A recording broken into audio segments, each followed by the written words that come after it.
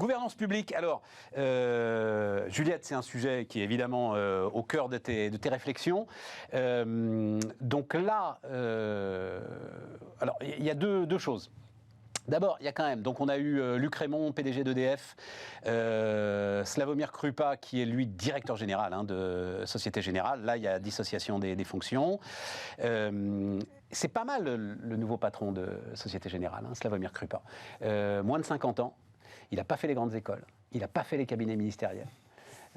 C'est un profil intéressant. Luc Rémont, lui, alors, en revanche, il est dans le nouveau patron d'EDF. Donc d'abord, il est PDG, polytechnicien, fonctionnaire du Trésor, et alors ça va nous faire des souvenirs, parce que c'est toute la période Chirac. Donc il a été dans les cabinets ministériels de Francis Maire, Nicolas Sarkozy, Hervé Guémard.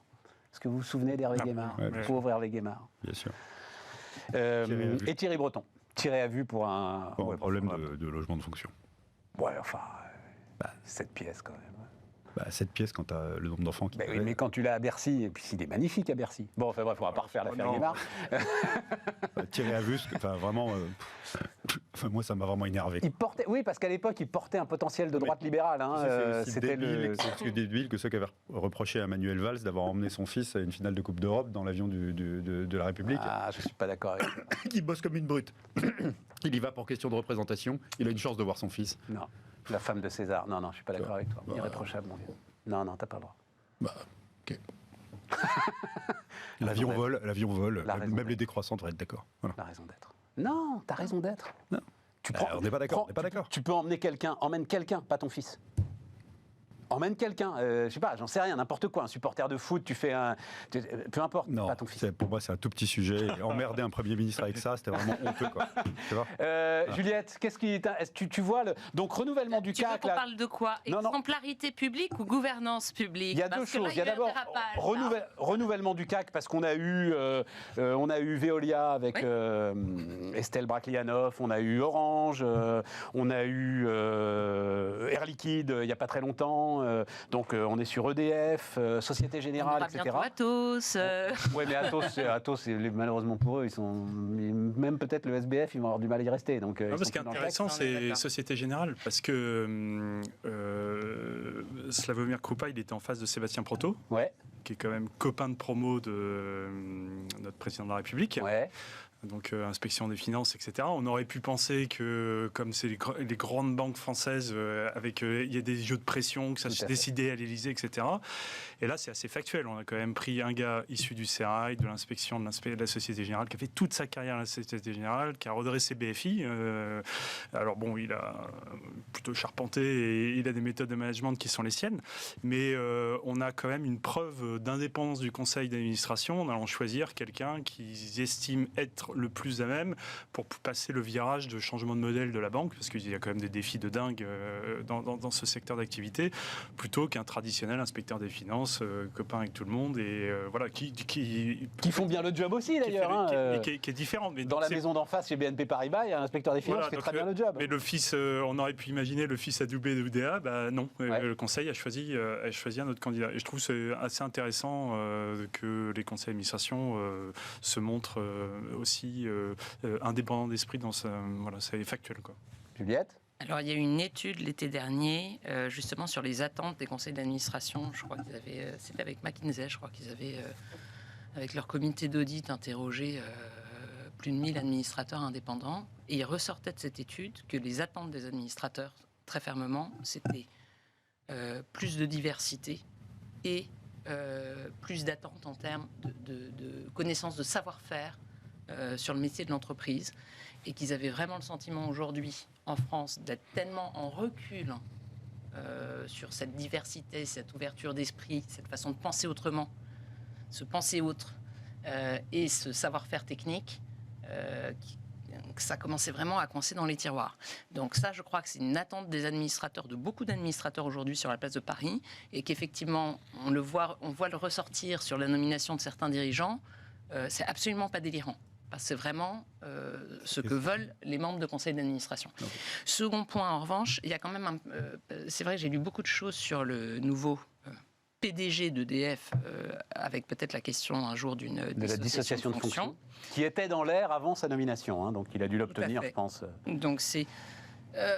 peut y avoir d'autres sujets, mais là, ce serait un peu technique. Je ne sais pas si c'est l'endroit de rentrer là-dessus, sur les notions de dissociation de fonction sur EDF. Mais en revanche, ce qui est sûr, c'est que tu as le savoir-faire du patron, qui va dépendre de l'activité de l'entreprise et de sa connaissance, et tu as le savoir-être du patron. Et je crois quand même que dans un paquebot comme EDF, qui a quand même vocation, je crois que c'est annoncé ce soir, de ce que j'ai lu rapidement tout à l'heure, à être effectivement complètement nationalisé, tu veux dire.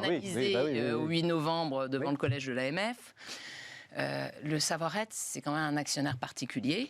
Il faut quand même en prendre compte. Et c'est pas qu'un actionnaire particulier, c'est aussi une entreprise particulière, sûr, avec des une défis culture particulière. ahurissants. Voilà, et ce qui n'est absolument pas... Et ça va être donc pareil là, dans un actionnariat une dissociation de fonction, et donc là, tu penses une dissociation de fonction dans ces cas-là te paraît indispensable? Moi, je pense que on arriverait à mettre en place une dissociation de fonction sur EDF. Je pense que ce serait indispensable. Pourquoi ?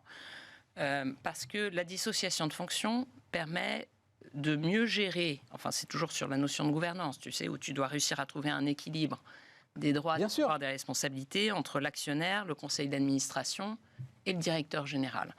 Le conseil d'administration, pour qu'il tourne bien sur un paquebot comme EDF, il faut un vrai chef d'orchestre qui ait le temps de faire ce liant et de tirer le meilleur parti des expertises, des analyses des membres du conseil d'administration. Donc là, avoir un président de conseil d'administration dont la mission est d'être chef d'orchestre de cet organe central, si on peut le faire, je trouve que ce serait une très bonne chose. Donc moi, je soutiens plutôt la démarche. Et EDF, il faut quand même regarder, c'était un des derniers paquebots, on n'a toujours eu que des PDG, donc je dis, il y a des raisons, il y a aussi des raisons techniques, donc il faut laisser sans doute le temps au dossier de pouvoir aboutir. Mais il n'empêche, ça ferait vraiment sens sur un gros paquebot comme celui-là. Et quand on regarde sur le CAC 40... ou sur le SBF 120, il y a de plus en plus de dissociation de fonctions. Autant moi, je ne suis pas pour la dissociation de fonctions n'importe quand et surtout n'importe comment. Autant sur des gros paquebots, c'est vrai que ça fait sens. Quand il y a des conseils d'administration nombreux qu'il faut bien animer, c'est mieux d'avoir un vrai chef d'orchestre qui est spécialiste du sujet.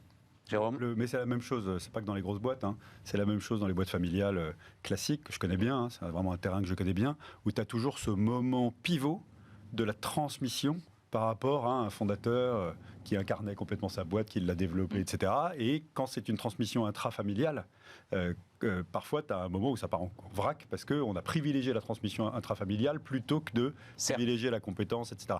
Et ce moment d'inflexion, c'est dans les critères extra-financiers pour décider d'investir, tu vois, en private equity dans une boîte familiale qui va voir son capital parce qu'elle a besoin de financement, etc. C'est un point qu'il ne faut pas louper, hein, dans ce que tu regardes. L'autre point que je voudrais dire, c'est que cette indépendance des conseils d'administration, elle est nécessaire. Quand je suis administrateur, j'essaye de l'être de façon systématique. Et il faudrait presque sanctionner la non-indépendance. Je ne sais pas si on peut. Mais on part de loin. La situation. Si t'es coté, la sanction, elle est parfois justement de la part des la situation ceux qui regardent ta gouvernance. Tu vois, moi, quand j'ai commencé ma jeune carrière dans le secteur financier, assurance, banque, etc., on était quand même dans un secteur qui était encore complètement public, hein, complètement nationalisé ou pour l'essentiel, et on avait quand même une succession de présidents. C'était aux AGF, si je me souviens bien. J'étais à la ça défunte Union des assurances de Paris. Union des assurances, UAP. Et avec une succession de patrons qui étaient quand même des gens qui faisaient plus le tour des sources de financement du principal parti politique au pouvoir qu'une vraie compétence pour déployer un plan stratégique sur un marché concurrentiel, etc. Tu vois. Et donc on a quand même énormément progressé de ce point de vue-là, il faut s'en réjouir, mais il y a encore du progrès à faire. Alors, sur la notion d'administrateur indépendant, très court, Claude Bébéard, 2012, AXA, Institut Montaigne, là c'était sous l'autre casquette. Les administrateurs indépendants sont à la mode. Soit, mais en fait c'est complètement nié les liens d'amitié qui se tissent naturellement au sein d'un conseil d'administration. En fait, qu'est-ce qu'on doit demander à un administrateur ? Compétent, c'est évident. Qui prépare ses dossiers, c'est évident. Qui soit courageux. Et à l'époque, il posait la question, beaucoup de grandes entreprises en ont souffert jusqu'à présent, est-on sûr qu'aucune n'en souffre à l'heure actuelle ? C'était il y a 10 ans, je vous laisse avec ça. Alors après... Je préfère le courage, je préfère l'administrateur courageux à l'administrateur indépendant. Et c'est beaucoup plus compliqué à challenger. Et je pense que c'est vraiment un critère qu'on devrait regarder. C'est pour ça que les crises de gouvernance sont intéressantes, parce que ça permet de poser ces questions-là différemment. J'ai appris un truc récemment. Supervision bancaire. Les administrateurs des banques passe devant la BCE. Et donc, et un administrateur, et alors je n'ai pas réussi à avoir son nom, mais je sais que c'est arrivé à un grand patron du CAC 40, a été, alors, non pas giclé par la BCE, mais la BCE lui a demandé d'aller à l'école et de se former un tout petit peu sur des points s'il l'avait pour recevoir le tampon. J'ai été membre de conseil d'administration, effectivement, dans des établissements financiers où c'est la même chose. Tu vas avoir une liste de demandes beaucoup plus importante, mais il faut faire attention à ces listes de demandes parce que là, tu vas rentrer dans des sujets de conformité et il faut vraiment se souvenir qu'un conseil d'administration, ça vit dans le temps et que les administrateurs doivent être courageux dans le temps, toujours là. Oui, mais les indépendants, eux, leur mandat est limité. Les indépendants, leur mandat est limité en tant que dans le pour temps, être qualifiés d'indépendants. Après, ils peuvent être non indépendants. Ils peuvent rester, oui, c'est vrai. Voilà.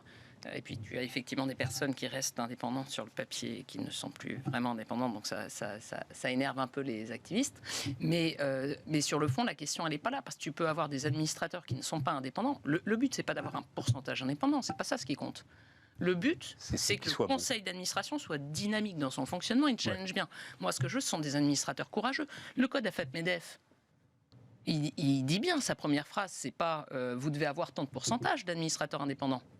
Il dit, bien sûr, la bonne composition d'un conseil ne se résume pas à un pourcentage d'administrateurs indépendants, petit 1. Bon, après, on va vous donner des guidelines. Mais moi, je préfère un conseil d'administration sans administrateurs indépendants, mais avec des administrateurs tous courageux et qui font leur job de A à Z, plutôt qu'un conseil d'administration avec des indépendants qui dorment. Ça fonctionne pas très bien. Un mot nous ramène au non-coté, c'est vachement important parce que très souvent, le patron du propriétaire d'une boîte non-cotée, il peut avoir envie, en tout cas il faut le pousser, à s'entourer de gens qui vont le secouer un peu, même s'il est omnipotent, autocrate, dictatorial, etc. Et il va très naturellement avoir tendance à le faire plus facilement avec des gens qu'il connaît, en qui il a confiance. Et en fait, quand tu l'es, quand tu as cette chance-là, que tu as des gens qui demandent de venir, que tu les connais, que tu as des liens d'amitié avec eux, il faut quand même que tu gardes ton courage et ta capacité à leur rentrer dedans. Et notamment, tu as prévu ce qui se passe si tu passes sous un bus en sortant du conseil ? Qui dirige ? Comment tu as organisé ? Les mecs qui pensent qu'ils sont immortels, enfin, tu vois. Et donc ce courage-là, et puis les embêter jusqu'à ce qu'il y ait un board qui fonctionne, qu'il y ait un mandat posthume qui dit comment ça se passe, s'il se passe quelque chose, tu as la responsabilité du corps social qui dépasse l'ego du patron, quoi, pour la faire courte. Nicolas, tu veux dire un mot là-dessus ? Bah écoutez, moi, je suis pour la dissociation des deux. J'en ai fait la meilleure expérience. Donc, Alchimie, une société cotée. J'étais président directeur général. Et puis, en mai 2001, il m'est arrivé un accident de santé très grave, gravissime. Donc, vacances de la présidence. Et en fait, à ce moment-là, tu disais invincible, oui, tous les présidents, les fondateurs se pensent invincibles, c'est toujours la santé est une variable d'ajustement, on n'en parle pas, mais sauf qu'à ce moment-là, être deux, c'est assurer la continuité, c'est assurer la pérennité de la boîte, et Alchimie a souffert justement d'une vacance de management. Et donc, je pense que c'est sain d'arriver à dissocier, même si, en tant que fondateur, on m'aurait expliqué qu'il y avait un président, que je gardais la direction générale, ça m'aurait pas fait plaisir. Mais en réalité, ça aurait été très sain pour Alchimie. Et en l'occurrence, aujourd'hui, je suis président et j'ai une directrice générale. Et c'est le meilleur binôme qui soit.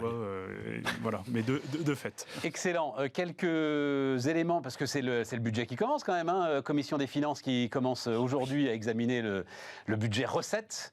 Alors, vous n'êtes pas obligé de réagir à tout. Je vais donner juste les 3 points, moi, qui m'intéressent. Donc, info de l'opinion hier matin. Éric Coquerel, le président de la Commission des finances LFI, essaye visiblement de monter une coalition hétéroclite pour revenir sur la suppression, même en 2 ans, puisqu'elle va être supprimée en 2 ans a priori, de la fameuse CVAE, l'ancienne taxe professionnelle. Enfin, c'était un bout de la taxe professionnelle, au nom de la défense des finances locales. Ça vous intéresse, ça, un point là-dessus ça nous ramène à un truc essentiel. C'est 4 milliards. Hein, depuis à peu près les 2 tiers du quinquennat Hollande, on a réussi à prendre des engagements, donner de la visibilité sur la pression fiscale aux entreprises, et on a réussi à tenir ces engagements. Oui, mais regarde le résultat en termes de productivité. Tu vois, moi-même, j'ai des doutes là. C'est-à-dire qu'on démarre la note avec le Conseil d'analyse économique qui dit politique de l'offre, on est sur... C'est 2012-2013, hein, c'est ça hein. Donc on va être sur 10 ans de politique de l'offre 13, et... 13, parce que 12 c'est le sinistre. Oui, 12 c'est le sinistre. Voilà. C'est la déprime, c'est la déprime du patron, 2012. Août 2012.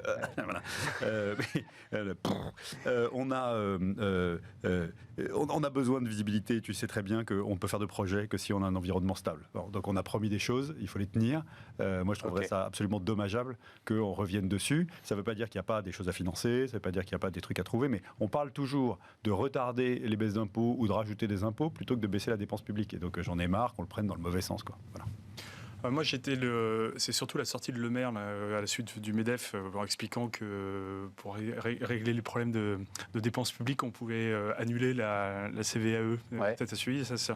Et en disant, et en fait, moi, ça me scandalise parce qu'en fait, on est toujours dans l'idée qu'on est en train de faire un cadeau aux entreprises. Mais les entreprises, là, en ce moment, elles ont, les pénuries d'énergie, les pénuries de matières premières, la hausse des salaires, des marchés en Europe qui sont plus ou moins en train de s'atrophier, le financement de la transition énergétique. Il faut investir. Il faut juste investir, il faut des marges de manœuvre. Donc là, à un moment donné, il y avait ça qui était dedans. On est quand même le pays qui est dans l'OCDE, entre les taxes et les contributions, etc., et number one de tout ce qui est demandé aux entreprises. Donc là, c'est pas un cadeau, c'est juste à un moment donné redonner quelques marges de manœuvre aux entreprises. Voilà. Alors, ce que dit le maire, attends, deux choses. Le premier, c'est, on en a parlé ici, donc je vais aller vite, pardon pour ceux qui nous écoutent régulièrement. Moi, il me fait marrer le MEDEF. Tu peux pas d'un côté demander un système, en gros à l'espagnol, où tu garantis le prix de l'énergie pour les entreprises, et de l'autre dire, parce que c'est ça la phrase qui a énervé le maire, un budget qui ne... l'intoxication permanente à la dépense publique n'est pas une saine gestion de la dépense publique. Si tu es dans une situation particulière, extraordinaire, tais-toi, quoi, le MEDEF. C'est bon, viens pas faire cette réaction pavlovienne à 2 balles, alors que tu demandes 50 milliards... sans doute légitime pour protéger les entreprises de la hausse des prix de l'électricité, viens pas faire cette règle. Ah mon Dieu, il n'y a rien pour réduire la dépense publique. C'est tout. C'est ça qui l'a énervé. Voilà, mais à ce moment-là, c'est un peu de responsabilité. Ça va finir avec Coquerel à l'Assemblée nationale. Non, mais ça passera pas. Bah oui, mais déjà on était sur 1 an, maintenant on est passé sur 2 ans. Donc c'est pesant pour c'est très les pesant. Entreprises. Oui, voilà. Je suis d'accord. Et puis à un moment donné, et puis en plus dans les marges de manœuvre, n'oublions pas qu'il y a les PGE à rembourser. Enfin, donc, comment on fait ? Enfin, au bout d'un moment, comment on fait ? Donc, on parle de productivité. Et donc, en fait, c'est assez caractéristique d'un État qui fait pas son job, parce que là où il devrait donner des marges de manœuvre et investir dans l'éducation, il distribue du pognon à droite et à gauche. Et de l'autre côté, l'entreprise qui essaye de faire mieux, qui bidouille des trucs, alors qu'on devrait également investir sur la transition, etc. Donc, en fait, personne n'est vraiment lancé à pleine vitesse. Et on paiera, on se fera cette émission dans 15 ans, dans 20 ans. Non, je ne serai pas là, moi. Toi, tu seras là, mais il y aura quelqu'un d'autre là. Voilà. Mais je suis en train de faire du bateau avec Jérôme. On n'avance pas, et c'est toutes ces petites phrases sont profondément stériles et profondément destructrices de concentration. Très bien. Peut-être que quand on est chef d'entreprise, on est trop centré sur l'efficacité, la résolution des problèmes complexes, mais là, on est aux antipodes. Très bien. Il y a trop de tensions humaines en ce moment. Je crois qu'il faut vraiment que tous les dirigeants, qu'ils soient publics ou privés, baissent d'un cran. C'est vrai. Parce que ça fait trop de tensions humaines dans les discours publics, en communication externe. Il y a des choses que j'ai vues passer qui m'ont un peu étonné de la part de plusieurs dirigeants. Et après, forcément, ça se retrouve dans les équipes. Donc, il ne faut pas se plaindre non plus que les collaborateurs, au bout d'un moment, on est assez.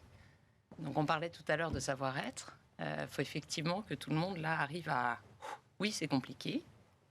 Oui, il y a beaucoup d'enjeux géopolitiques, énergie... des impacts économiques qui vont être majeurs. On est sur une phase de transition incroyable, mais raison de plus pour... Garder son calme. Ouais, être responsable. Gardons notre calme. Mais ça vaut, Prenons la distance. ça vaut aussi pour les ministres. Ça vaut aussi c'est pour les les ministres. gens Toi qui- aussi, tu penses qu'il n'aurait pas dû faire cette sortie Alors, mais moi, je pense qu'il y a de la maladresse des deux côtés. Ouais, voilà. Et qu'en plus, ça tombe sur le terreau qu'est Bruno Le Maire, avec son habitude de rodomontade un peu démago, il faut le dire, dès qu'il peut l'ouvrir en disant c'est moi qui décide et puis c'est tout. Et donc en fait, la rencontre des deux crée cette espèce de... Mais il est obligé, voilà. je défends Bruno Le Maire moi maintenant, il est obligé de prendre cette posture, il va se retrouver, alors là bon c'est un sujet dont je voulais qu'on parle mais on n'aura pas le temps, c'est-à-dire l'Assemblée là aujourd'hui, c'est peut-être une très bonne chose d'ailleurs, hein, mais... C'est à feu, sans doute pas à 100, mais c'est à feu. Donc, tu es obligé de prendre des postures à un moment, de dire non, on ne se fait pas manipuler par le MEDEF. Je t'ai parlé de mon rêve de stabilité avec cette Assemblée. Hein. Ouais. Voilà. Alors visiblement, c'est ce qui me fait penser, genre j'ai pas eu le temps de voir le détail, mais c'est la une du Monde ce soir, donc ils font une grande étude comme ils la font, je crois, à peu près tous les 6 mois, sur l'état de la France, on va dire ça comme ça, et ils titrent « La France se décrispe ». Et visiblement, donc il y a toujours de la colère, mais le truc est en train de retomber, un peu plus de confiance dans les institutions, et ils sont, comme Jérôme, ravis en fait d'une assemblée qui représente... Enfin, nous sommes collectivement ravis d'une assemblée qui nous représente et où les choses vont sans doute se régler de manière très musclée à l'intérieur de l'assemblée, mais il vaut mieux ce soit à l'intérieur de l'assemblée que devant l'Arc de Triomphe. Vous voulez parler des retraites, c'est ça? Non, je ne vais pas parler des retraites. Non, c'est juste un truc. Non, juste un truc fiscal encore qui m'intéresse parce que ça, on va y avoir droit, c'est l'impôt sur la fortune. Donc l'Espagne rétablit l'impôt sur la fortune. Alors c'est 23 000 personnes en Espagne qui vont payer 3 milliards sur 2 ans. Ça fait 65 000 euros par personne et par an. Voilà, je crois que ça, ce sera dur d'y couper, non? La contribution exceptionnelle à un moment ou à un autre des plus riches. Non, mais c'est pas nous, donc t'es tranquille. Non, mais c'est le sujet, on le savait, c'était déjà de 2-3 milliards. Enfin, on est en train de parler de 2-3 milliards. À côté, on a un déficit public qui est de 150 milliards. Enfin, c'est comme si ça allait être la martingale pour régler. Alors oui, il faut faire attention en politique, avoir des symboles et montrer que tout le monde contribue.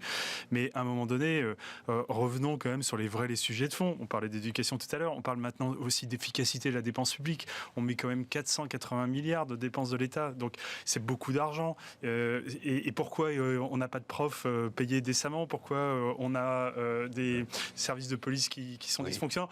Parlons de tout ça. Donc tu te retrouves avec un espèce de symbole à 2 balles là. Mais c'est pas du tout le sujet. Enfin, Sachant qu'il a été avéré, et c'était au début du quinquennat précédent, que l'ISF est désastreux en termes d'emploi, d'industrie. Et donc moi j'ai un truc assez simple. S'il faut faire un geste, je vais te dire, il faut le faire sur l'immobilier. Il faut aligner enfin la taxe foncière sur la réalité de la valeur des biens. Tu vois, arrêter de faire qu'un pavillon de banlieue paye une taxe foncière largement supérieure en pourcentage qu'un appartement haussmannien hyper luxueux qui vient d'être fait. Et donc tout ça va faire payer les gens qui sont richement propriétaires immobiliers, parce que c'est le propriétaire qui paye les taxes foncières. Donc c'est une forme d'aggravation de l'IFI. Et puis en parallèle de ça, tu conserves l'IFI, puisqu'on ne peut plus y toucher, c'est terminé, mais tu permets de le défiscaliser à 100% en investissant dans des boîtes. Pas à 75%, à 100%. Tu vois, tu fais les deux. Et là, tu as fait un geste, il me semble raisonnable, il est sur un patrimoine qui dort, et tu ne risques pas de réendommager ton outil productif ou de refaire des... À une condition, Jérôme, ça veut dire que tu es sûr que ta réforme de la taxe foncière pénalisera plus les grands immeubles des centres-villes des grandes villes que les pavillons de banlieue. Parce que si c'est les pavillons de banlieue, tu te retrouves avec les gilets jaunes. Là. Je suis d'accord, mais je crois qu'il y a suffisamment d'études sérieuses pour expliquer pourquoi la taxe foncière, ce mode de calcul est obsolète et pourquoi il faudrait la réformer. Mais à chaque fois, on s'enlise dans il y a des gens qui gagnent, il y a des gens qui perdent, etc. Voilà. Et l'ISF Espagne, sauf erreur de ma part, il n'y avait pas que la question de l'ISF, c'est surtout parce qu'ils l'avaient supprimé, qu'il y avait des régions qui étaient en train d'attraire les plus gros salaires. Alors ils ont un petit problème fiscal aussi. C'est deux sujets différents, effectivement. Sujet géopolitique interne, prise de pouvoir centrale versus délocalisation. Donc il faudra prendre le dossier avec cette histoire et donne parfaitement raison à ce qu'est Bismart.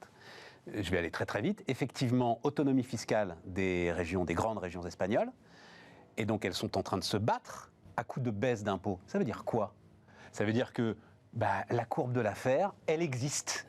Et que si les régions sont en train de se battre à coup de baisse d'impôts pour attirer des entreprises et donc des recettes, c'est donc que globalement, à un moment, effectivement, moins d'impôts, c'est plus de richesse pour les collectivités locales. Et tu rajoutes un truc comme c'est QFD. C'est donc parce que la masse taxable nécessité augmente. D'être efficace avec les peu de dépenses que tu peux accorder. Exactement, voilà. Nécessité d'être efficace. Tu voulais parler des turbulences, alors on en a parlé largement, allez écouter l'émission hier si ça vous intéresse, des turbulences financières européennes, britanniques, etc. C'est vrai qu'on est dans une machine à laver, dans une lessiveuse. Non, je disais, c'est plus en tant que chef d'entreprise. Là, on se retrouve avec des sujets maintenant de macroéconomie, macropolitique qui ont un impact direct sur notre business. Parce que quand vous avez finalement l'Allemagne qui est à genoux avec des problèmes de gaz, donc on est dans la géopolitique avec la Russie, on a l'Angleterre qui fait son muni-budget qui est en train de couper plein de trucs. Et en gros, avec le Brexit, c'est quand même plus dur d'exporter vers l'Angleterre, la paperasserie, etc. On a l'Espagne qui change, l'Italie qui... en fait, on a nos débouchés de marché, c'est avec nos principaux pays voisins, donc nos principaux partenaires commerciaux, qui sont hyper challengés, donc des débouchés qui s'atrophient. Et ça, on parlait de stabilité, c'est des sujets auxquels on n'était pas habitué, et d'un seul coup, ils se retrouvent sur la table. Donc, pour des esprits un peu curieux, etc., on a toujours été un peu sensible et clairvoyant à ça, mais pour le coup, maintenant, il ne faut pas être simplement clairvoyant, il faut travailler pour avoir des vraies hypothèses, et vous ne pouvez pas investir aujourd'hui en Angleterre, en prendre la décision comme vous le preniez il y a 5 ans, parce que qu'est-ce que sera l'Angleterre dans 5 ans On n'en sait rien.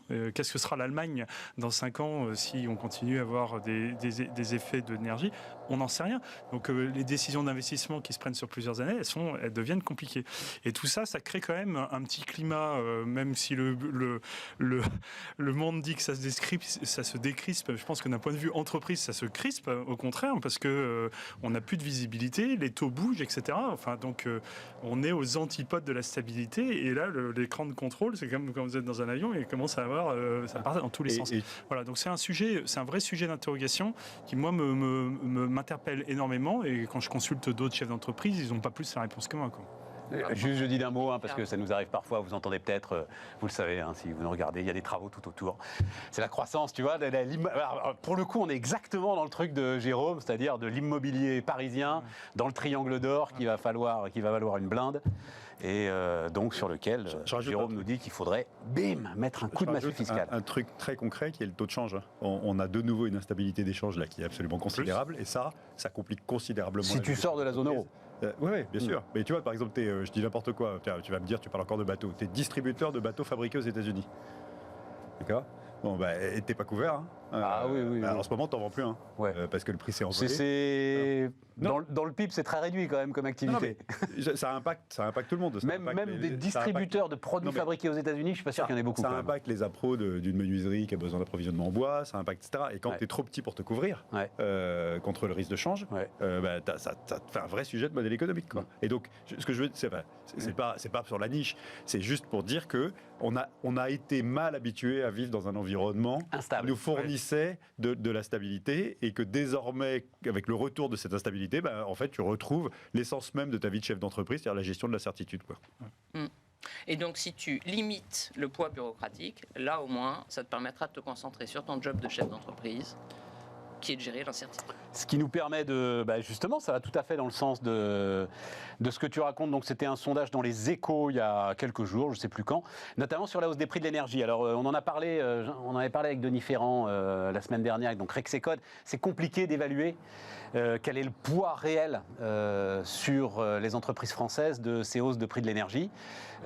Celles qui sont vraiment très lourdement impactées, c'est évidemment les entreprises industrielles, mais comme on l'a dit en ce début d'émission, on est dans une désindustrialisation qui ne s'arrête pas. Donc voilà. Et donc ce sondage le confirme un petit peu, c'est-à-dire que tu as 22% des entreprises qui s'estiment fortement impactées par les prix de l'énergie, 27% modérément, 31% faiblement et 20% non. Donc c'est quand même 22% des boîtes qui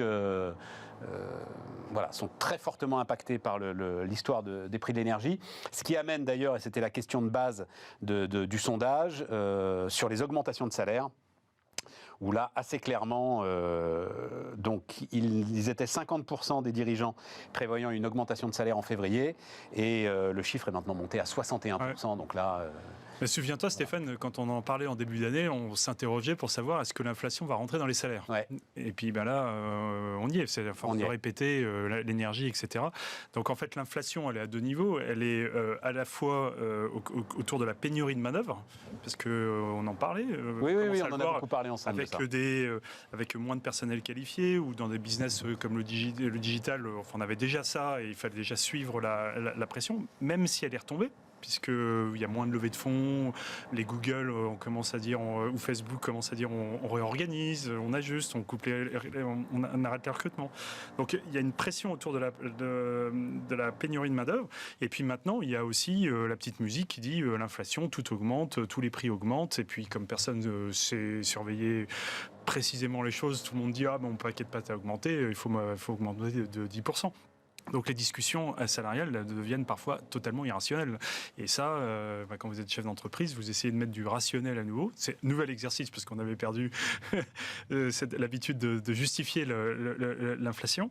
Mais il n'y a pas d'autre choix de suivre parce que sinon, les gens s'en vont dans la boîte d'à côté. On m'a proposé 10, on m'a proposé 15. Et évidemment, ce que tu cherches à faire quand tu manques de visibilité, c'est utiliser plutôt des mécanismes variables, si c'est acceptable dans ta discussion, plutôt que stratifier tes coûts fixes. Voilà. Et tenir bon en espérant que le retour à la normale... D'où quand même cette PPV là que tu sembles dénigrer, moi là-dessus, elle est bien utile. parce que je la dénigre parce qu'elle détruit de la valeur en information, tu vois, en association à la marge des affaires, etc. Mais elle est extrêmement utile, ça me fait mal de le dire, elle est extrêmement utile aujourd'hui, parce qu'elle est variable. Ça veut dire quoi, elle détruit de l'information? Oui, non, elle détruit de la valeur par rapport à des mécanismes où tu dis bien, voilà le contrat de performance qu'on doit atteindre et voilà comment on va l'atteindre ensemble, on construit le plan, on va le faire et on fait le reporting à tout le monde de pourquoi ça a marché ou pas. Ouais, voilà. Très juste. Tu vois, flux financier ou flux financier et d'information et d'association à la marge des affaires. Il y a un monde en management entre les deux.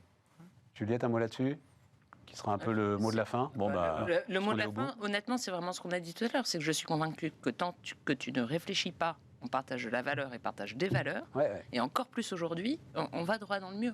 Donc il faut vraiment remettre ça au cœur. Le mot de la fin? Sur la main-d'œuvre, la pénurie de main-d'œuvre, je te fais un teaser pour une prochaine émission sur ce qu'a sorti Sapiens, là, qui dit qu'il y a 41 000 boîtes qui en fait sont exsangues mais qui survivent grâce au quoi qu'il en coûte, qui en fait font de la rétention de main-d'œuvre qu'elles vont libérer quand elles vont tomber. Voilà. Et que cette rétention de main-d'œuvre devrait alimenter pas mal d'industries qui cherchent en ce moment. Voilà. Donc je ne sais pas du tout comment ils ont calculé, etc. Mais je trouve que c'est un sujet, ça mérite d'être creusé. Un réservoir de main-d'œuvre dans 41 000 boîtes qui sont en fait mortes, mais qui survivent parce qu'elles ont été subventionnées. Et tu sais quoi? L'un de ceux qui, malheureusement, va faire mourir ces boîtes, c'est celui qui sera avec nous demain, c'est-à-dire le directeur général de l'URSSAF. Puisque l'URSSAF reprend oui, voilà, reprend les assignations, quoi, voilà, qui sont, je crois que c'est 40% devant les tribunaux de commerce, c'est 40% des dossiers qui sont. C'est le dernier truc qu'on paye, quoi, voilà, l'URSSAF. Donc il sera avec nous demain, donc on parlera de tout ça. Avec grand plaisir. Voilà. Merci à tous les trois de nous avoir accompagnés. Donc effectivement, demain, l'URSSAF. Et puis, on continuera la discussion, parce que c'est Bruno Grandjean, que vous connaissez forcément, le patron de Redex, qui est une grande voix de l'industrie, qui viendra discuter avec nous. On reparlera de la CVAE, de la productivité et de tout ça. Et puis au milieu, un peu de commerce. Voilà. Formidable tout ça. C'est Bismart. À demain.